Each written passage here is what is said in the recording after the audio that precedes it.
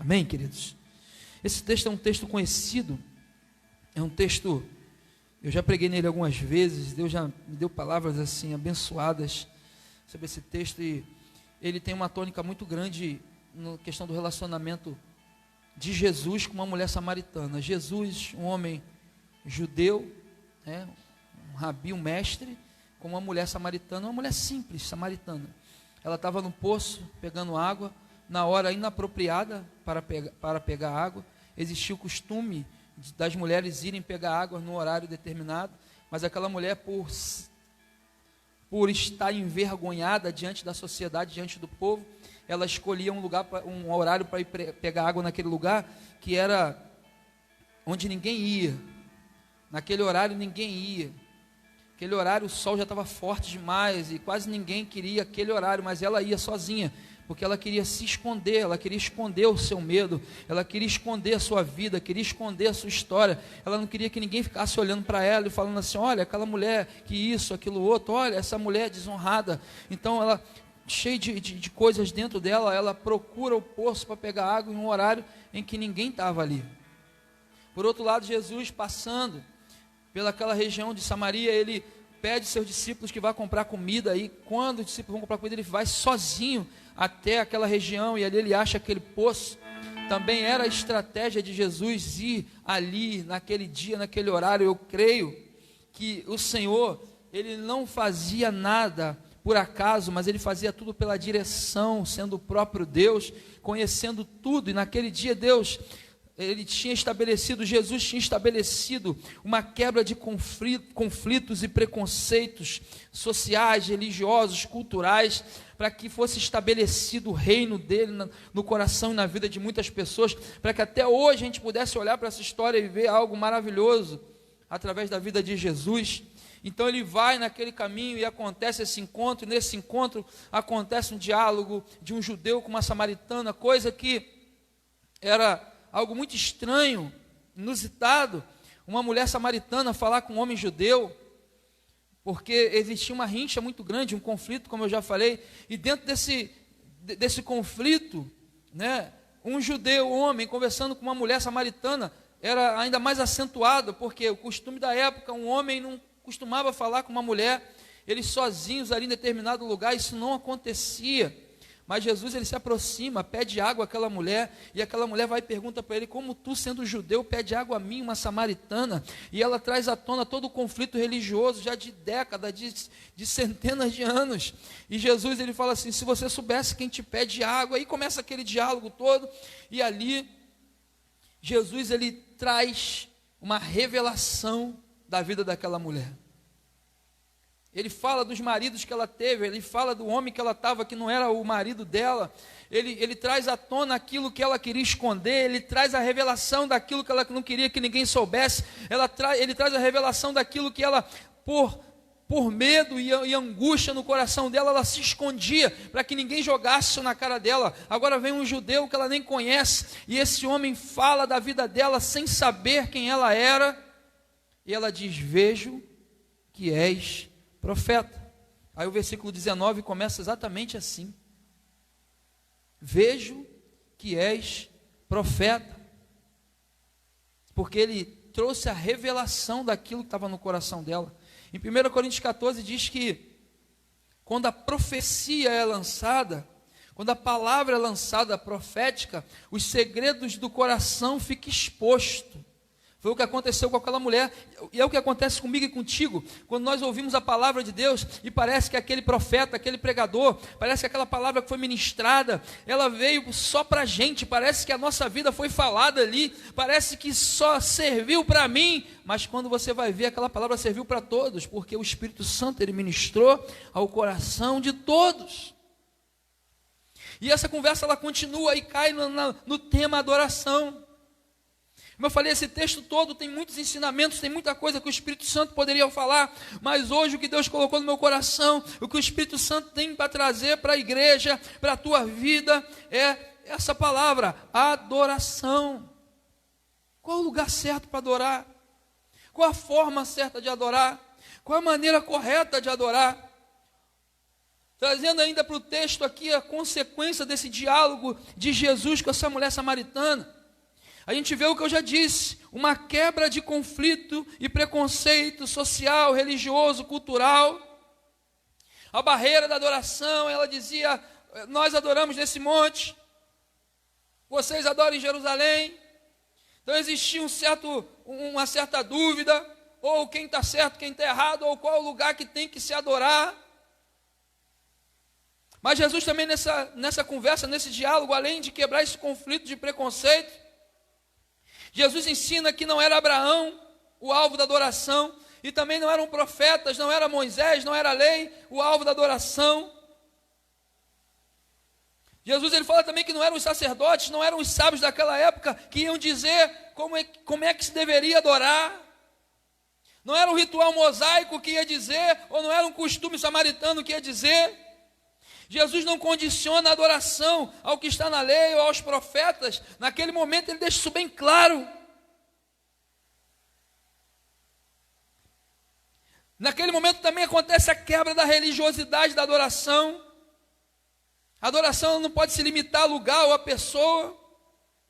A adoração passa a ser pelo que o Senhor é, e não pelo que Ele pode fazer. E ali toda essa conversa, todo esse conflito sendo quebrado, a gente começa a entender por que Jesus foi sozinho. Porque de repente se Ele vai com os discípulos, com os apóstolos, já ia ficar meio estranho conversar com uma mulher. Já ia ficar meio estranho falar que o lugar de adoração não era Jerusalém. Então Jesus ele faz tudo certo e ele deixa para nós um grande exemplo. A quebra da religiosidade na adoração. O que Deus quer falar e está falando muito forte conosco desde ontem lá no monte, é que nesse tempo de hoje que nós temos vivido, como igreja, nesse período, nós temos achado muitos servos, excelentes servos. Aqui na igreja mesmo somos todos servos. E eu louvo a Deus quando a gente tem que fazer um trabalho, quando a gente tem que fazer um mutirão, quando a gente tem que comprar alguma coisa, quando a gente tem que limpar alguma coisa, porque a gente vê as pessoas, uma dedicação muito grande. Isso alegra o nosso coração, como igreja. Aqui na igreja não tem zeladoria, aqui na igreja não tem funcionário, e está sempre tudo limpo, tudo organizado, tudo no lugar, porque as pessoas adoram servir. Mas o que Deus quer falar conosco hoje não é na questão do serviço, é na questão da intimidade. Porque a adoração ela nos leva para uma intimidade com Ele. E se nós formos servos, mas servos dedicados, mas não tivermos intimidade com Ele,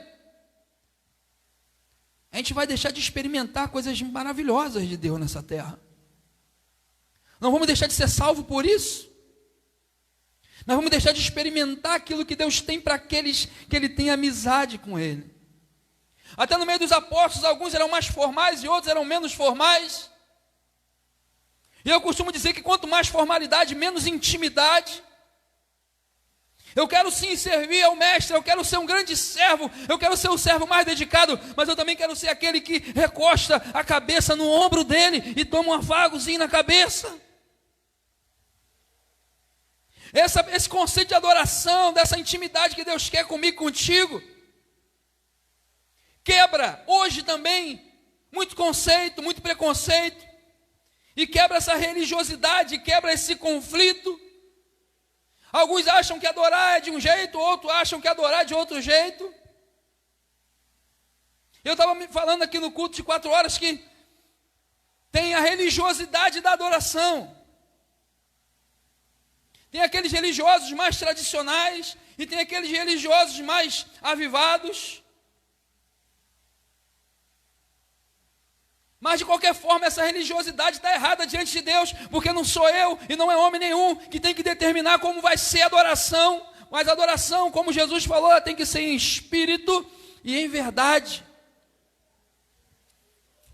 Eu estava comentando de um fato, de que eu fui a uma igreja, um certo tempo atrás aí. E quando eu cheguei lá, as músicas, as canções de adoração, ainda eram aquelas músicas de 30 anos atrás. Não mudou nada, não tinha uma música nova. E eu digo que eu não estou falando isso em tom de crítica, porque eu me senti muito bem. Porque, quando toca uma música antiga, não, Celso? Fica aí o Celso aqui só lembrando das músicas. Antes mesmo que eu fosse alguém, me amaste e me quiseste bem, né? Até vontade de dançar, né? Mas cantar aquelas canções bem da antiga. Meu coração se alegrou com aquilo, eu adorei ao Pai. Quando eu abri o olho, tinha um monte de gente me olhando, mas eu estava lá com a mão levantada, dando glória a Deus. Só que, em determinados ambientes, alguém vai dizer que a adoração ela tem que ser formatada conforme o pensamento de alguém. E tem que ser assim, tem que ser a música da harpa, tem que ser a música do cantor cristão, tem que ser a música do inário. Se não for, não está certo. Em outros lugares vai dizer que a música não, tem que ser a música mais nova que saiu agora, tem que ser aquela música que saiu, porque a gente fica procurando, porque se não for a mais nova, não serve. E eu estava dizendo que, eu estava cantando uma canção antiga um dia, e és a nossa estrela, não é bonita? Vai ver, os antigos me ajudam a cantar. És a nossa estrela. Rapaz, que tem de velho aqui igual a mim, hein? O Cordeiro Santo que nos trouxe a... Olha como é que é bonito. Em tuas mãos está todo vencer. Tandandan. Tinha até o tandandan. Olha, vamos parar. Olha que coisa, ele ficou até arrepiado, ó. A verdade. Aí, irmão Carlão, ó. E não pode. Por isso.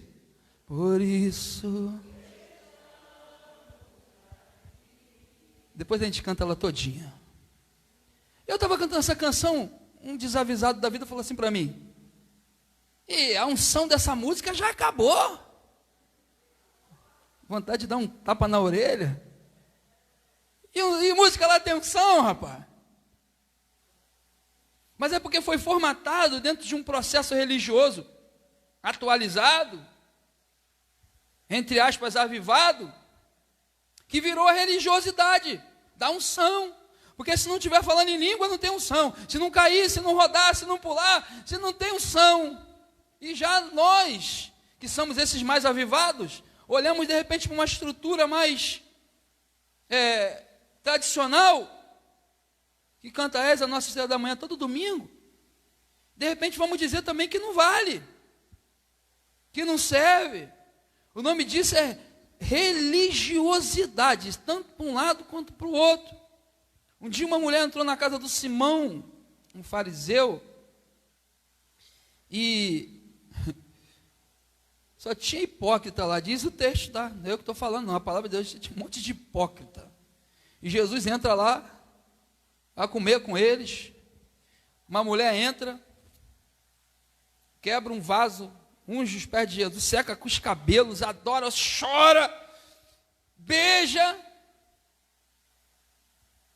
E o que isso quer dizer? Isso quer dizer que qualquer que seja a estrutura religiosa, não vai me impedir de adorar.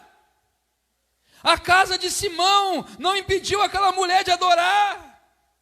Os hipócritas que ali estavam não impediu aquela mulher de adorar. A estrutura formada, encascada ali, não impediu aquela mulher de adorar. Então, se você quer adorar, não vai ser o lugar, o ambiente, as pessoas, a estrutura que vai te impedir. Jesus ele vem trazendo uma quebra desse conflito, a quebra dessa religiosidade. Ele fala que adoração é espírito em verdade, é viver um estilo de vida de adorador, independente do monte, independente da cidade, independente do Abraão, independente do Moisés, independente do Elias, independente da denominação, independente do lugar que nós estejamos. Se eu adorar em espírito em verdade, eu vou ser visto por Deus. Versículo 24 é tremendo, eu queria que você... 23, perdão, queria que você lesse comigo. Queria que você lesse comigo. O mais forte que você puder, assim, saindo do teu diafragma, do teu pulmão. Esse texto maravilhoso da palavra de Deus. Ele diz assim, ó: mas a hora vem, e agora é, em que os verdadeiros adoradores adorarão ao Pai, em espírito e em verdade, porque o Pai procura. Vamos ler de novo. Porque o Pai procura a tais que assim o adoram. Os olhos do Senhor estão nesse lugar,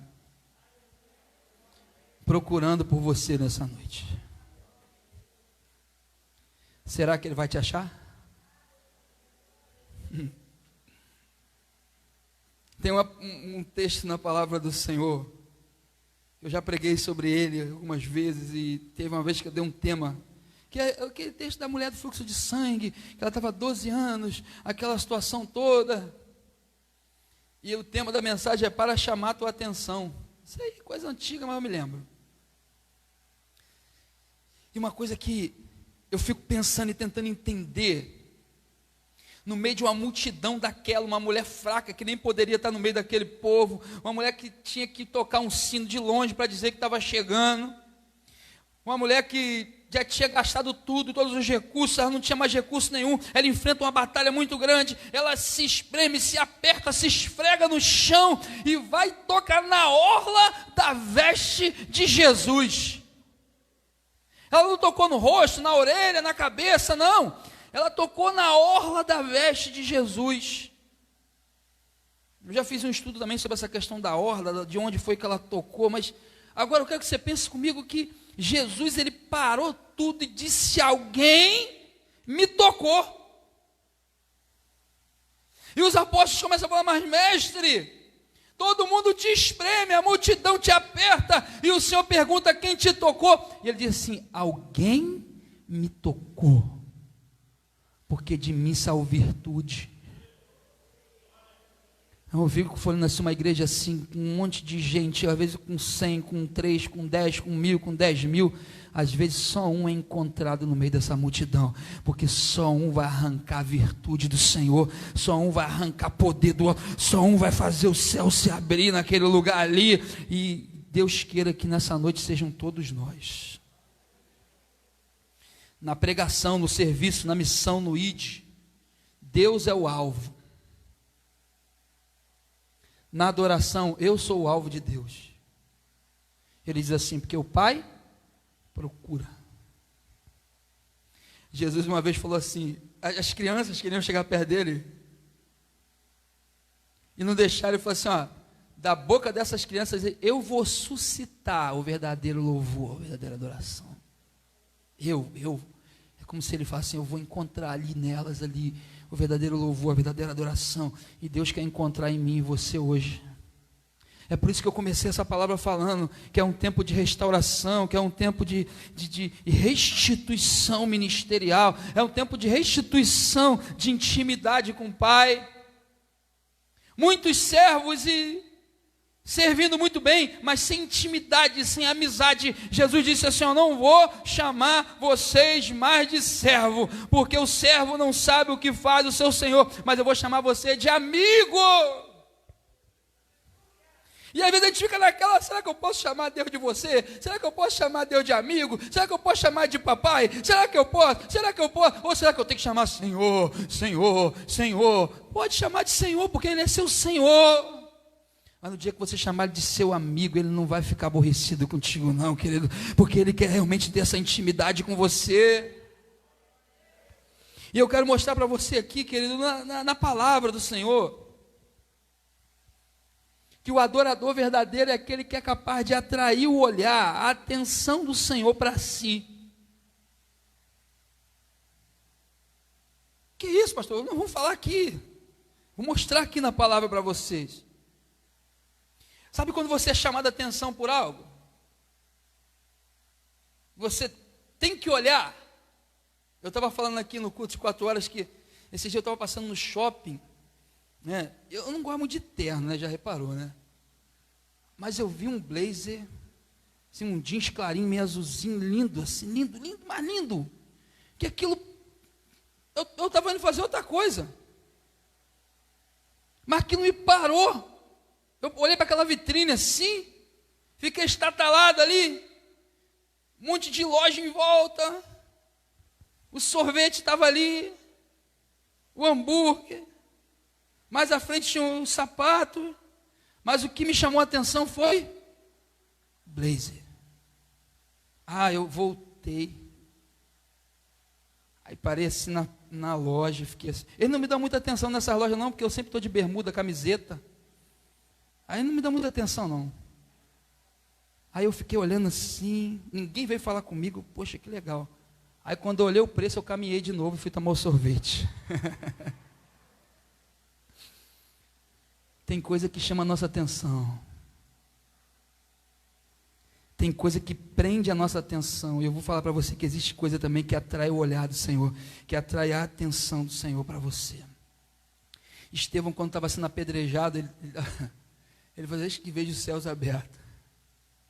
E diz o texto que o Senhor levantou do trono e se inclinou para receber, para olhar, para ver.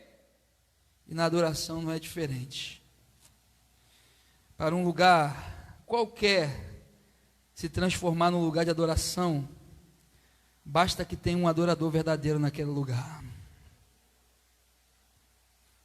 E olhando para a palavra de Deus, a gente identifica Deus sendo atraído por algumas pessoas que são consideradas por nós hoje verdadeiros adoradores. Ontem à noite eu estava no monte contando uma experiência que um dia eu peguei um violão para tocar, sentei na cama e sozinho em casa, estou ali, e não era uma música nova que eu estava tocando não, era uma bem velhinha, mas eu estava adorando meu Deus. E de repente eu senti a minha cama como se alguém tivesse sentado assim do meu lado, assim, ó. A gente, como é curioso, olha logo, né? Eu falei, Senhor, que estranho, estou aqui te adorando. E o Espírito Santo falou para mim, sou eu que estou aqui contigo. Deus procura adoradores. Deus procura adoradores, Ele está procurando adoradores.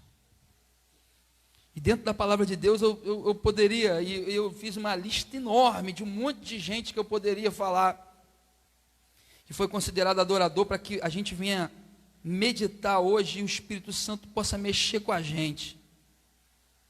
Mas Deus me levou lá para Gênesis 4:4. E eu vi Deus, coloca aí para a gente ler, olhando para Abel. Não é 44, não, é 4:4, isso. E olha só, e Abel também, porque o outro já tinha trazido. Abel também trouxe dos primogênitos das suas ovelhas e da sua gordura, e atentou o Senhor para quem? Para Abel.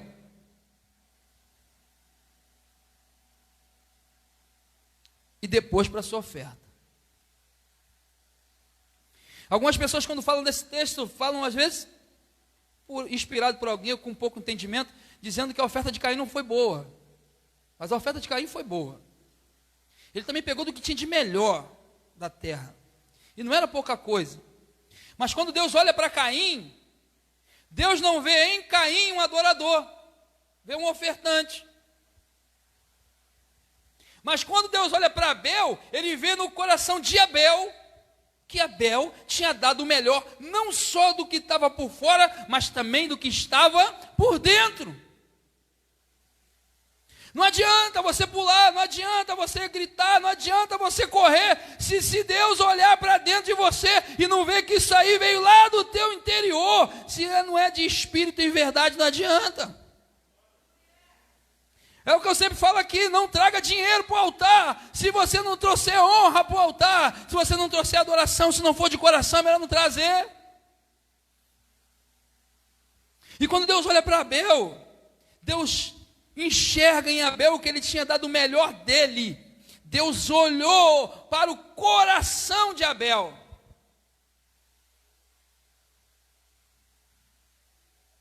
E Deus, ele está procurando. Aí na tua casa, você que está assistindo de casa e cultuando e recebendo essa palavra, Deus está te procurando.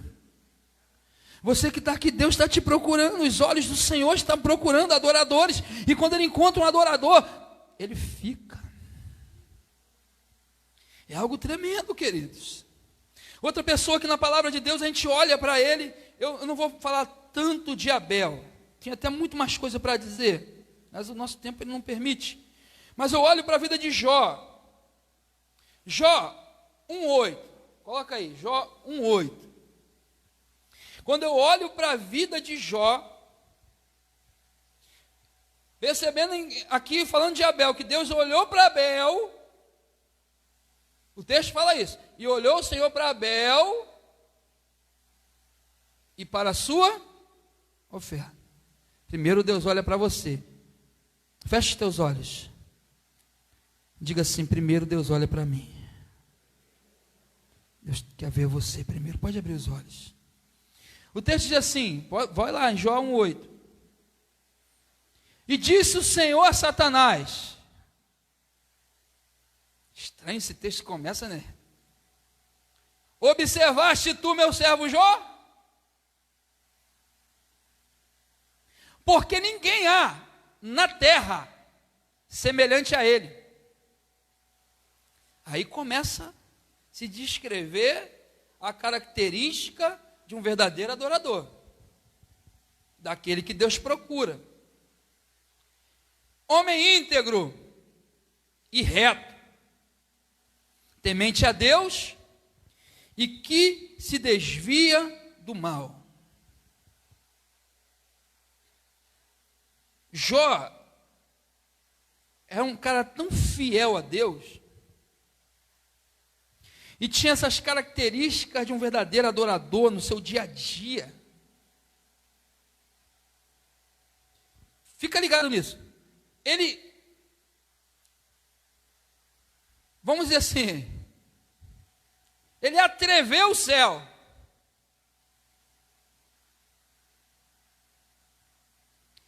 Ele impulsionou o céu. Gente, Deus, o próprio Deus, fez lá no céu um comentário sobre um homem aqui da terra. Olha, Deus, cheio de coisa para fazer, foi falar com quem? Com Satanás. O negócio ainda fica mais forte. E teceu comentários a respeito de Jó. Eu fico pensando, Senhor, será que um dia, em algum quesito na minha vida, o Senhor vai parar o que está fazendo para falar alguma coisa de mim aí no céu? Mas Deus está procurando.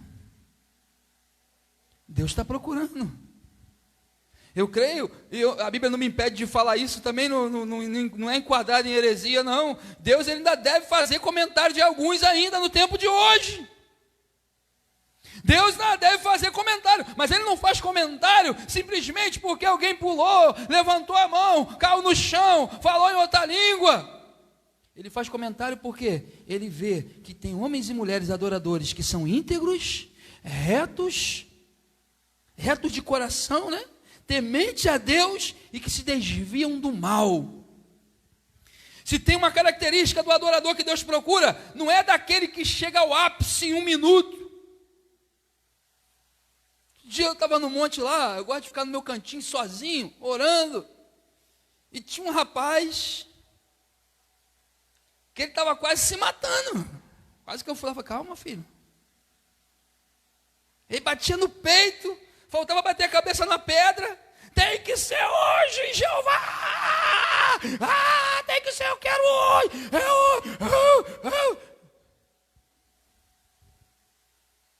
Será? Eu não conheço a vida daquele menino. Também não julgo ele, não. Mas deu vontade de perguntar para ele: o que tu fez ontem, cara? O que tu fez anteontem? Está obediente? Ser fiel? Porque isso que tu está pedindo, Deus só vai te dar se Ele encontrar na tua vida, no teu viver diário, a integridade, a retidão, o temente a Deus, se desviar do mal. Não é pela briga, essa briga aí vai sair daqui com pneumonia, filho. Tanto bater no peito. Se você já pegou o que o Espírito Santo quer dizer, não é simplesmente cantar uma canção, tocar um instrumento, pregar uma palavra, falar um pouco mais alto ou mais baixo, deixar cair uma lágrima, mas é o que você vive todo dia que faz a diferença para Deus.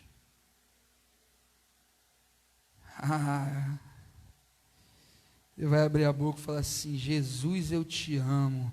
E a presença de Deus toma a tua vida, toma o ambiente todo, ninguém entende nada. Mas porque ele só falou, Jesus, eu te amo. Ele não falou mais nada, ele não disse mais nada. Mas a presença de Deus já estava vendo ele antes. Deus já estava contemplando ele antes. E o que faz a diferença, eu digo isso já há muitos anos. Tem gente que vive a vida cristã pelo 1% que é estar na igreja, ou estar no altar, ou estar pregando, ou estar ministrando, ou estar tocando, ou estar cantando, ou estar fazendo a obra. 1%. Mas esquece que os 99% é na segunda, na terça, na quarta, na quinta, na sexta, no sábado, no domingo. Deus não olha para mim para procurar o adorador só quando eu estou aqui com o microfone na mão, cantando, pregando, ministrando. Deus olha para mim para procurar um adorador na segunda-feira de manhã, na terça, na quarta, na quinta, na sexta, no sábado. Ele está olhando, ele está enxergando, ele está procurando, ele está achando, ele vai achar, ele vai encontrar. Mas aqui tem que ser 1%, 99% tem que ser no nosso viver diário. O ápice tem que ser do 1%. O que eu vivo aqui tem que ser relacionado a 1% do que eu vivo lá fora. O problema maior dos adoradores de hoje é que eles são religiosos, né? Porque se não tiver um mover, porque se não tiver unção, como se o ministro ou o pregador que trouxesse a unção. Lembra do outro que falou? A unção dessa música já acabou. Quando na verdade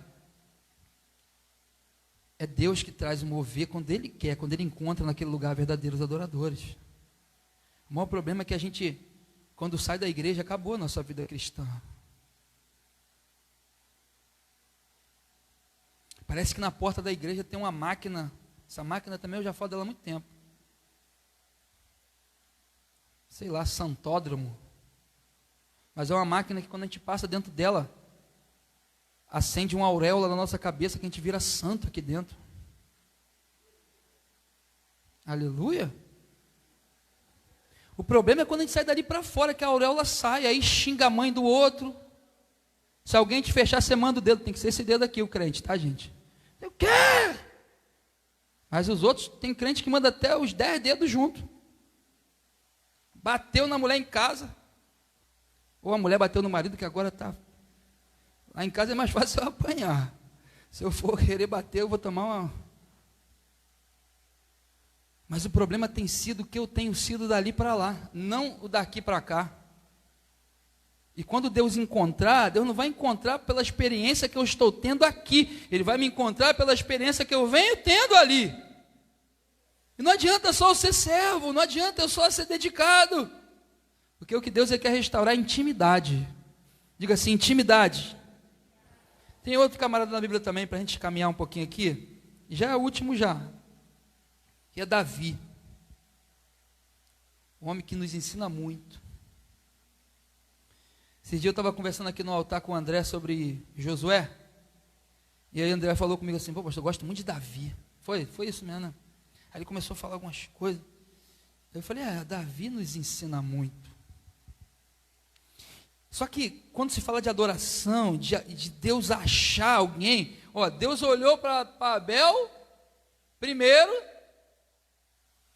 Você consegue ir comigo? Às vezes eu penso que é loucura minha, mas é no campo espiritual. Deus olhando.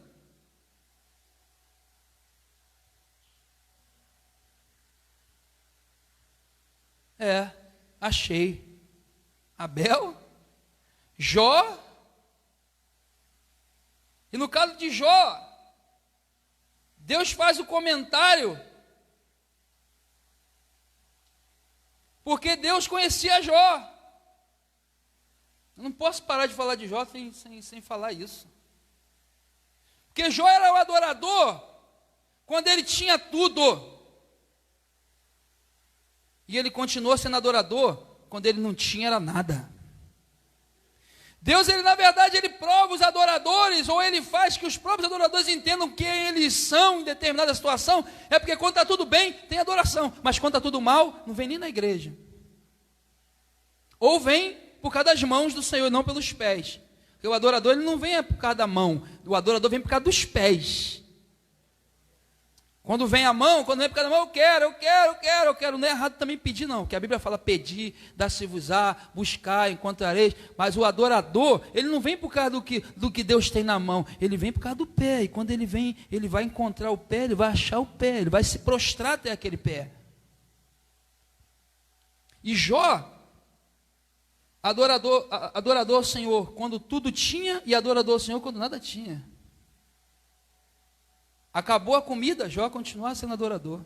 Acabou a riqueza, continuava sendo adorador. Os filhos morreram, continuou sendo adorador. A mulher enchendo a paciência dele, mandando ele amaldiçoar a Deus, ele continuou sendo adorador. E ele fala para a mulher assim: mulher, tu é louca? Como pode você ser uma adoradora quando Deus ele só faz o bem?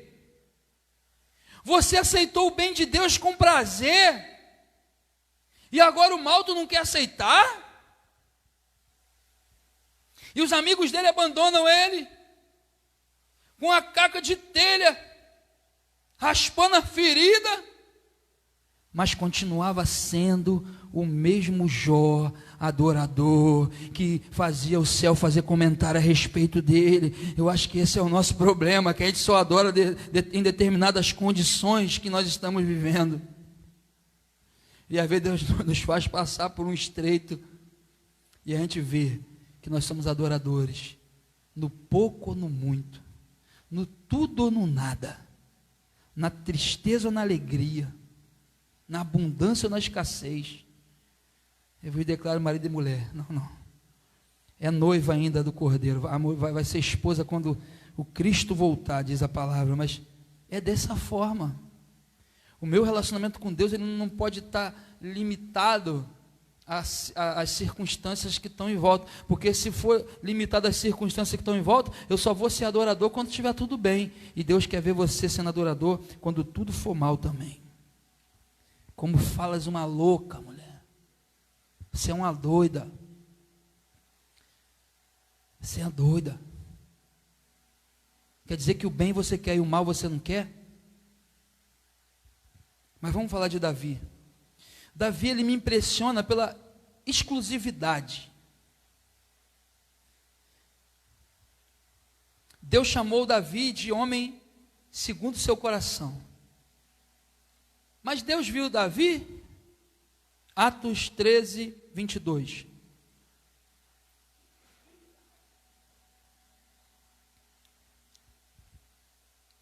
Vou mandar tirar a máquina da porta, hein? A partir de hoje, amém?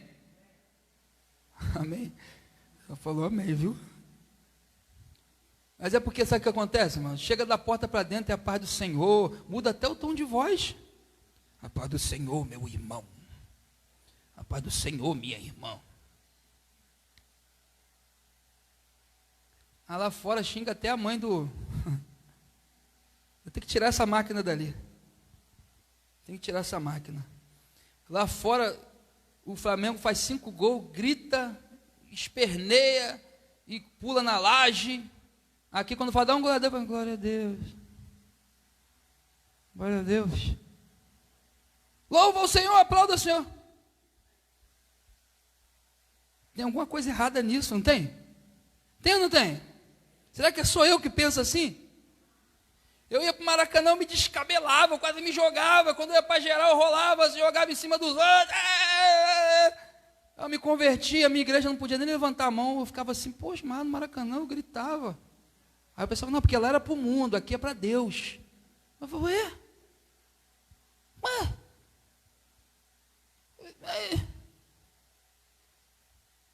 Davi, ele era um cara que dava exclusividade para Deus. Olha o que diz o texto. E quando este foi retirado, está falando de Saul, levantou-lhes como rei a Davi, ao qual também deu testemunho. E disse, Deus disse. Quem disse? Achei a Davi. Fala comigo, achei a Davi. Achei a Davi. Deus procura desde Abel. Aí teve a história de Jó, que a gente não sabe que época que foi. Mas agora Davi. E se eu continuasse falando, se eu tivesse tempo, a gente ia chegar até o dia de hoje. E hoje, no dia 18 de outubro de 2020, Deus está procurando você aqui. E Ele pode dizer, achei a fulano. Filho de Jessé. Homem, fala comigo, conforme o meu coração.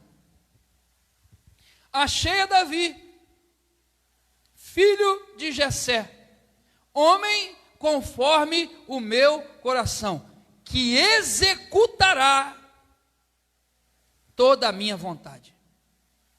Que executará toda a minha vontade. Deus achou aqui Davi. Fico pensando que Davi, por toda a história dele que a gente lê nos Salmos, que a gente lê lá no livro de Samuel, toda a história de Davi, no livro de Reis, a gente vai identificar Davi como um homem que dava exclusividade para Deus. Ele teve as suas falhas, seus erros, ele traiu a mulher, ele não soube corrigir o filho, teve um montão de problema. Mas Deus chama ele homem segundo o coração dele, porque ele dava exclusividade para Deus. Davi, quando pegava aquela harpa para tocar, meu irmão, não tinha demônio que ficava perto. Diz o texto bíblico que o Espírito de Deus se apoderava dele. Começava a tanger, o negócio era terrível. E Deus olhava assim, olha essa aí. Ele encontrou alguém que era segundo o coração dele, que tinha a batida do coração, igualzinha a batida do coração dele. Eu achei Davi. E ele vai executar toda a minha vontade. Além de ter um coração todo voltado, de dar o melhor de si, de ser íntegro, temente a Deus, reto, se desvia do mal. Tem que ser alguém que vai executar toda a vontade do Pai. Davi tem um negócio tremendo nele. Ele perguntava a Deus, ele consultava a Deus. E é uma palavra de Deus para a minha vida e para a tua vida também nessa noite. Para de ficar informando a Deus as suas decisões erradas. Consulte a Deus antes de tomar uma decisão que você sabe que vai mexer com a tua vida. Consulta Ele, faz igual o Davi, seja um adorador. Começa a consultar, Senhor, é para fazer isso? Senhor, devo fazer isso? Senhor, quando fazer isso? Como fazer isso? E Davi foi vitorioso em todas as suas guerras e batalhas, porque ele parava e perguntava. E Deus dizia assim, não vai não. Ele não ia. E Deus falava assim, vai, porque eu vou dar todos na tua mão. Ele ia. E agora, Senhor, já venci primeiro. Vai. Só que agora você fica escondido o que eu quero fazer para você. E assim, nos mínimos detalhes, Deus ia falando com Davi. E esse grande adorador Davi, você vê que ele é um grande adorador pelos salmos. Quantas canções, quantos hinos. E esse grande adorador Davi, ele era um cara que tinha um relacionamento com Deus. E é esse o ponto da mensagem. O relacionamento com Deus. O quanto Deus tem interferido. Como Deus tem agido, atuado, operado na nossa vida, no nosso viver diário. Deus foi com Davi, não só nas grandes guerras que ele venceu, nos tronos que ele sentou, nos reis que ele destruiu. Deus era com Davi nos mínimos detalhes. Davi era um rei que sacrificava holocausto. Davi era um rei que profetizava. Rei, sacerdote, profeta. Como Jesus. Como Melquisedeque. Homem segundo o coração de Deus. Ele falou assim, eu achei Davi. Davi parece que tinha dentro do coração dele o que está lá no livro de Êxodo, no capítulo 20, do 3 até o 6, coloca aí, Êxodo 20, do 3 ao 6, parece que isso estava lá agarrado no coração de Davi: não terás outros deuses diante de mim, não farás para ti imagem de escultura, nem alguma semelhança do que há em cima do céu, nem debaixo da terra, nem nas águas. Pode voltar no 4 lá. Não farás para ti imagem de escultura, nem alguma semelhança do que há em cima do céu, nem debaixo da terra, nem nas águas, nem debaixo da terra.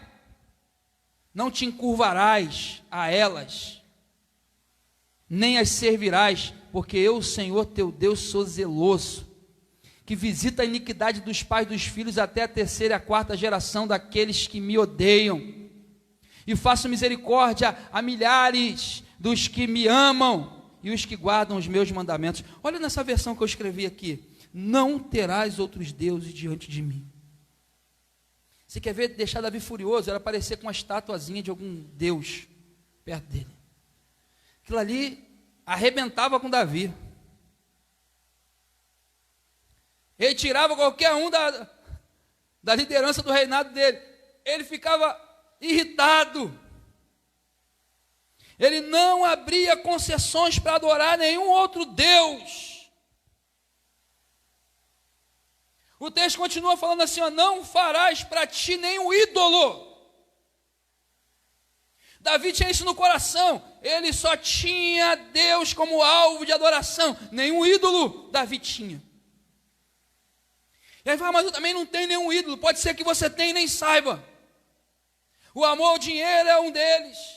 As personalidades que a gente anda aí ouvindo coisas e fazendo igual são outros deles.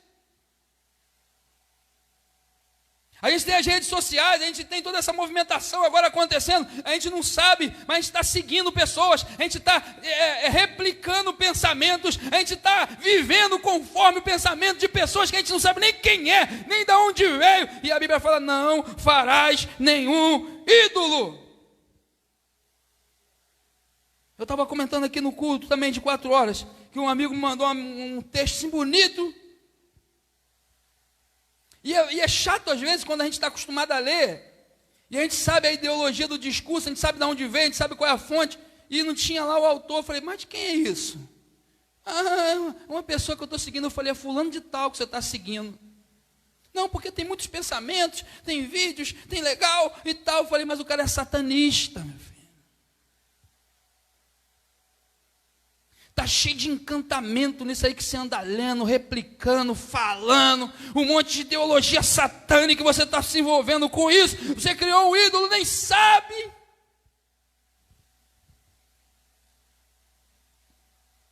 Davi não tinha concessão aberta. Ele falou assim: nenhuma imagem de qualquer coisa no céu, na terra, ou nas águas, ou debaixo da terra. Davi era exclusivo para Deus. Davi não tinha negócio de ficar tocando musiquinha para o diabo, não. O negócio de Davi era com Deus. E o que não era para Deus, para ele não servia, porque ele sabia que se não fosse para Deus, ia ser para o diabo. E o texto fala assim: olha, não te prostrarás diante deles, nem lhes prestais culto. Prestar culto é quando você reúne, é quando você presta uma homenagem, é quando você presta um elogio. É porque a gente não fica ligado no que diz a palavra, mas a palavra nos orienta a isso desde quanto tempo?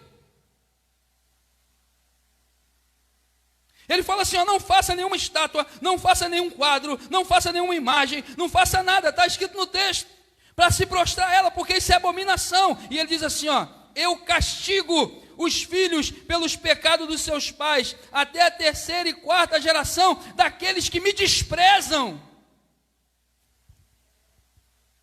Vou falar para você um negócio, adorador. Ah, mas eu não desprezo Deus, não. Deixa eu te perguntar um negócio aqui, não precisa responder. Eu fiz essa pergunta para mim também.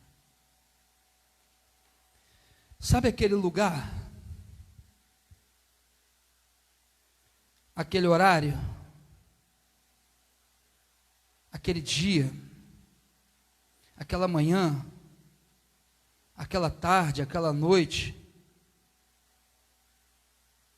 Aquele momento que era seu e Deus, ou aquele momento que você dizia, esse momento aqui é de Deus, sabe? Sabe? Sabe aquele encontro que você marcou com Deus? Naquele dia, naquele horário, de você dizer assim, todo dia. Esse horário, esse período. O que você está fazendo com esse dia, com esse horário, com esse tempo?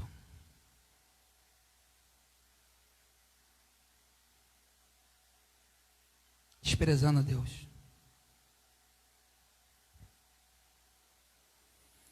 E depois a gente não consegue entender porque que as coisas não dão certo. Mas ele fala assim, eu também trato com bondade até 1000 gerações dos que me amam e obedecem os meus mandamentos. Mas pastor, falando de adoração, o senhor está muito radical. Meus irmãos, se eu for pegar a Bíblia aqui para ler para você sobre o que Deus fala sobre isso. Mas tem um texto de Lucas 11. Lê Lucas 11 todo, mas no versículo 23... Jesus estava lá no momento que expulsava um demônio, e falaram que ele expulsou por Beelzebu, e aquela confusão toda. E ele disse assim, toda pessoa que não está comigo,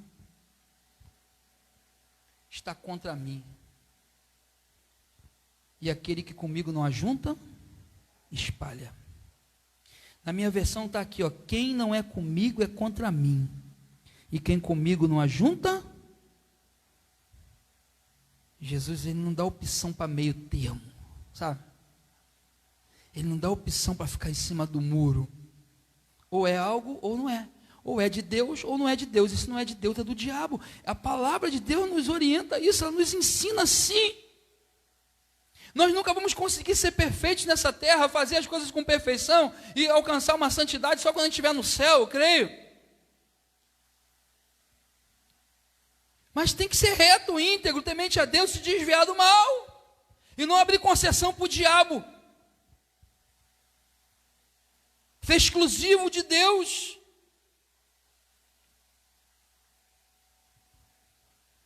Em Lucas, também numa situação que os discípulos chegaram, tinha um homem expulsando demônio, só que ele não fazia parte do grupo de discípulos. Aí os discípulos ficaram, como é que pode? Esse cara não é um dos nossos que está expulsando demônio em nome de Jesus. Aí Jesus olha para ele e fala assim, olha, se ele não é contra nós, ele é por nós, porque ele está usando o meu nome. Então, o que está faltando na vida do adorador, na vida do crente, na vida da igreja, na vida das pessoas, é entender que existe um Deus, existe um trono, existe um Senhor, digno de honra, de glória, de adoração da nossa vida diária. Mas também existe um trono de Satanás, e que tudo que não for adoração a esse Deus, será adoração fatalmente para esse demônio.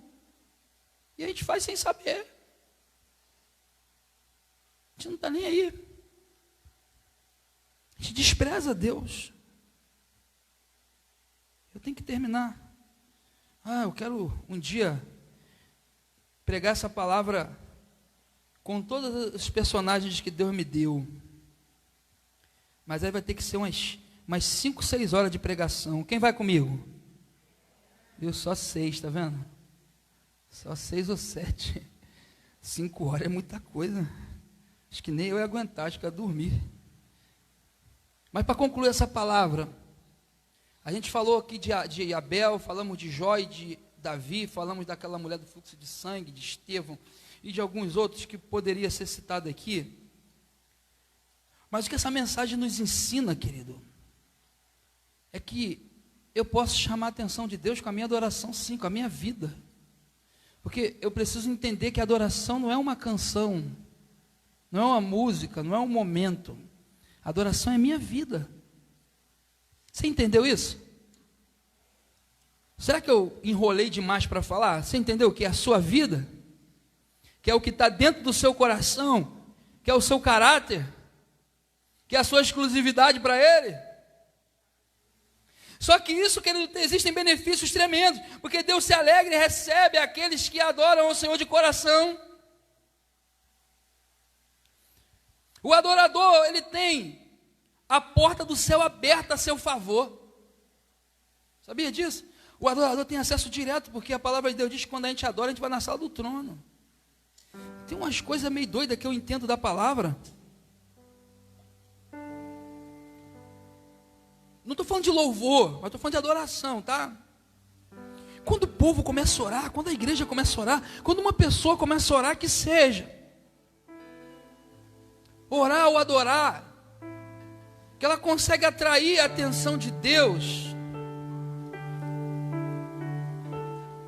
Não tenho tempo para explicar tudo isso agora, mas Deus tira ela do ambiente físico que ela está. E a gente, de repente, na verdade, a gente nem entende nada. A gente tenta falar, mas a gente não entende, não consegue explicar nada. Porque a gente não sabe se foi Deus que saiu do trono dele, veio para o ambiente daquela pessoa, ou se foi aquela pessoa que foi para o ambiente. Mas o que a gente entende é que o ambiente, ele vira um ambiente espiritual. Porque a gente vai para o trono, a gente vai para a sala do trono. E nessa sala do trono, nós não estamos vivendo no tempo em que a gente vive aqui na terra, que tem segundo, minuto, hora, dia, semana, mês, ano, não. Quando a gente começa a adorar o Senhor, a gente vai para um ambiente chamado ambiente da eternidade. Porque tem o tempo do Cronos e tem o tempo Kairos. A gente sai do Cronos e vai para o Kairos. E nesse Kairos você está diante do trono de Deus. Deixa o Espírito Santo te levar nesse pensamento agora, nessa ministração. Quem começa a adorar aqui no Brasil, vai direto para o trono. Quem começa a adorar lá no Japão, vai direto para o trono. Quem começa a adorar em qualquer parte da humanidade, vai direto para o trono. Então não tem hora, não tem dia, não tem local, não tem nada que possa segurar o que é adoração. Todos estão diante do trono, na mesma hora, no mesmo tempo, que é chamado tempo de Deus e não nosso. E é ali que você é encontrado, porque você consegue sair daquele ambiente físico e adentrar no ambiente espiritual.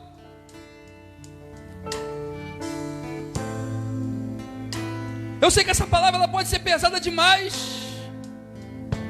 até complicada demais,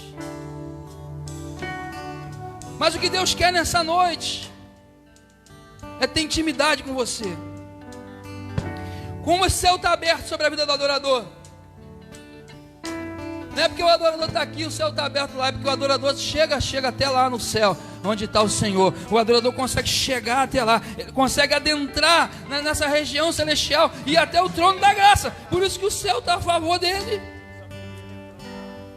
Esse adorador que tem intimidade com Deus, ele tem a chave da vitória na mão dele. As coisas para ele acontecem, mas como é que ele conseguiu? Ele só adorou. Como que ele conseguiu? Ele só adorou. Foi a adoração que fez a diferença na vida dele. Foi a adoração que trouxe a vitória para ele. Mas quando o conflito vem, quando a pandemia vem, quando a doença vem, quando a morte vem, quando vem a escassez, cadê o adorador? Deus consegue encontrar o adorador?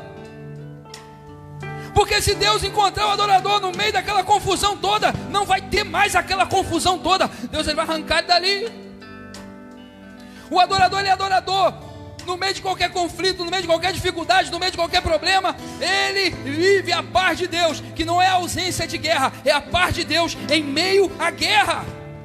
Ele tem a chave da vitória. Davi, ele vencia todas as batalhas porque ele era um adorador. Nenhum inimigo será capaz de derrubar um adorador verdadeiro. E olhando para o caso de Jó, mesmo que esse adorador passe por momentos difíceis, ele vai continuar sendo adorador. E quando vier a resposta de Deus, será superabundantemente além, maior do que a experiência anterior na vida dele.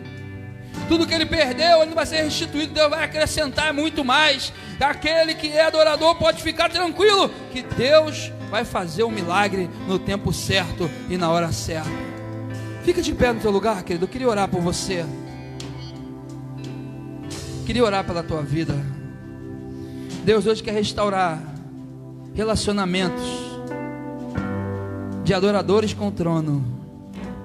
Meu Deus. E quando Ele restaurar esse relacionamento de adoradores com o trono, junto serão restaurados ministérios, famílias, dons, pessoas, caráter, almas. Ah, minha alma está tão conturbada. A alma que adora o Senhor, ela tem a presença do Pai. Feche teus olhos.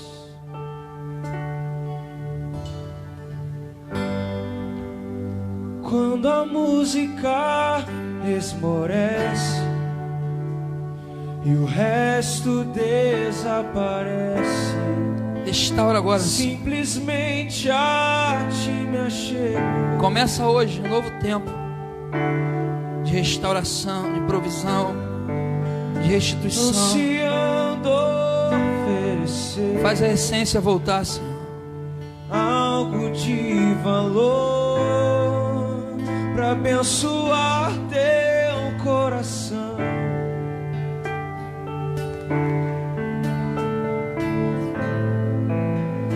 Quando a música esmorece e o resto desaparece, simplesmente a ti me achei. Nesse momento de adoração, Deus está procurando você agora. Ele quer te encontrar. Ansiando oferecer algo de valor para abençoar teu coração. Deus está procurando homens e mulheres agora. Ele vai mudar a história. Mas se uma canção eu te darei, pois apenas uma canção não é o que queres de mim. Oh! Mais profundo busca, Senhor, do que os olhos podem ver. Queres meu coração. Olha Deus restaurando. Deus está te achando. Estou voltando. Abre teu coração para a Ele. essência da dor. Que seja de coração. E a essência é. Que haja arrependimento agora. A essência Que haja arrependimento agora. Que o Espírito Santo seja convencendo do pecado, da justiça e do juízo. Pelo que eu fiz dela, quando a essência és tu, a essência és tu, Jesus. Oh! Restaura, Senhor. Restaura a tua noiva. Restaura o teu povo. Restaura a intimidade, o relacionamento contigo, meu Pai. Oh. Rei de imensurável valor, ninguém pode expressar o quanto é digno.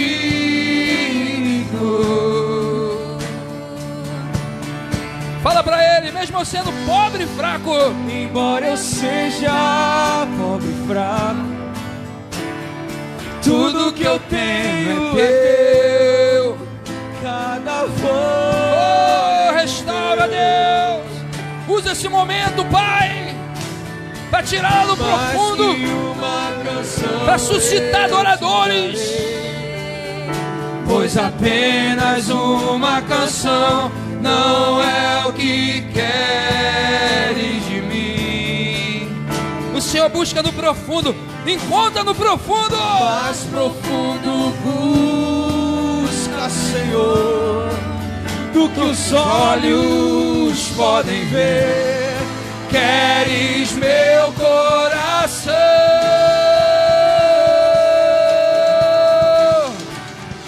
Estou voltando à essência da adoração, e a essência és tu, a essência és tu, Jesus. Oh, me perdoa pelo que eu fiz dela, quando a essência é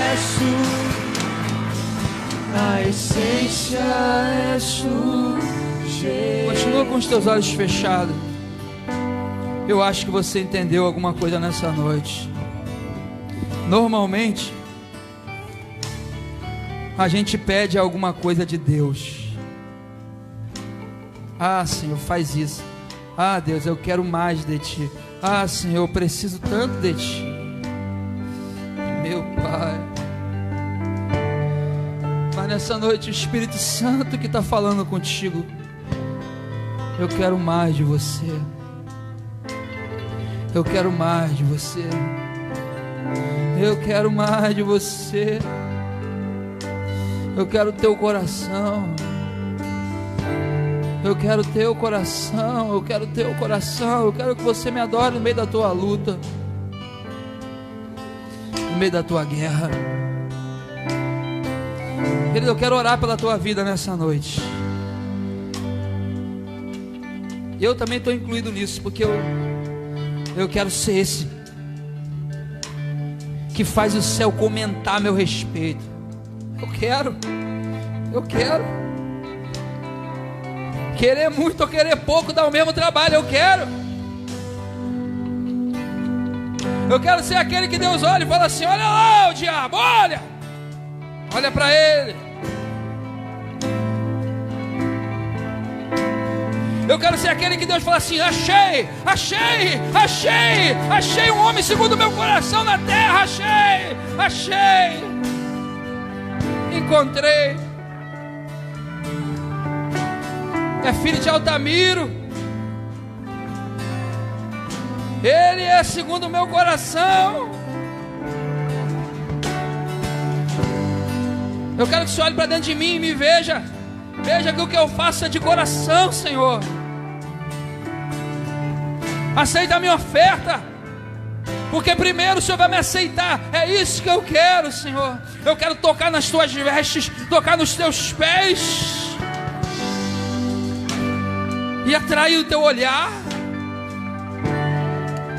É o que eu quero. Eu quero orar por você, para que o Senhor faça uma obra na tua vida hoje. A palavra é dele, a ministração é dele. A forma que ele quis falar nessa noite foi porque ele quis assim. Eu quero me colocar diante do Senhor. Eu quero orar por você. Eu vou orar por todos agora, inclusive por mim, em especial por todos que estão aqui no altar comigo.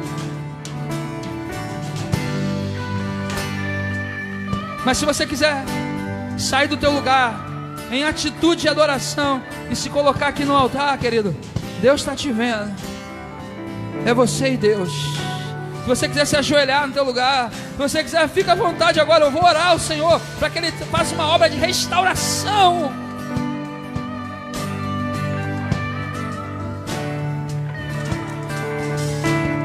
Meu Deus, eis-me aqui, Senhor. Acha em mim um verdadeiro adorador. Acha em mim aquele que te adora em espírito e em verdade. Aquele que não só aqui nesse altar, mas que tem vivido uma vida piedosa diante de ti. Aquele que tem deixado tudo para te adorar. Aquele que tem aberto mão de tudo por causa do teu nome. Aquele que não se importa. Aquele que não se importa com mais nada nessa terra. Só se importa contigo e de fazer a tua vontade, para executar toda a tua vontade nessa terra. Nos acha, nos encontra nessa noite, Pai. Está aqui a tua igreja, está aqui o teu povo, Pai. Nós somos pobres e fracos, mas tudo que temos é teu. Tudo que temos é teu. Tudo que temos é teu, Senhor. Recebe o nosso coração, e que a partir de hoje as coisas venham mudar na nossa vida. Que a gente venha parar de murmurar e te adorar. Que a gente venha parar de amaldiçoar e te adorar.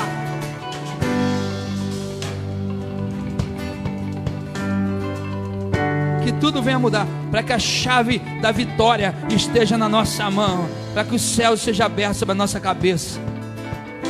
venhamos conquistar, Senhor Deus, coisas tremendas e maravilhosas. Sabemos, Senhor Deus, que quem não tem intimidade contigo vai experimentar poucas coisas aqui na terra, e quando chegar no céu vai se arrepender de não ter vivido toda essa glória aqui na terra ainda. Te peço, Deus, muda a nossa sorte, muda a nossa história, em nome de Jesus. Você pode aplaudir o nome dele em adoração agora. Esse aplauso é para adorar ele. Oh! Adora ele, para que ele te veja, para que ele te contemple. Oh!